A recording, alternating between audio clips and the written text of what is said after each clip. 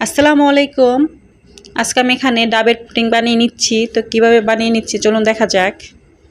ঠান্ডা ঠান্ডা ডাবের পুডিং খেতে কিন্তু খুবই ভালো লাগে, মন প্রাণ কিন্তু সবারই জুড়িয়ে যায়, তাই না?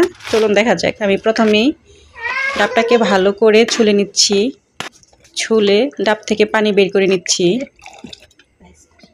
এই তো পানিটা বের করে নেওয়া হয়ে গেছে। এখন আমি পাতলা পাতলা করে স্লাইস করে নেব। এখানে ডাবের পানিটাকে জাল দিয়ে নেব। তার জন্য 4 চামচ দিয়ে হাফ চামচ আগার আগার পাউডার নিয়ে নিচ্ছি। 1 চামচ চিনি, যেহেতু ডাবের পানি মিষ্টি হয়। এখানে পানিটা ফুটিয়ে নেওয়ার পর কুসুম গরম অবস্থায় দিয়ে দিব মোল্ডে।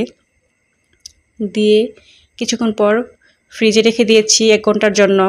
1 ঘন্টা পর বের করে নিয়েছি। এখন পরিবেশন করে নেব। ভালো থাকবেন, সুস্থ থাকবেন। আল্লাহ হাফেজ।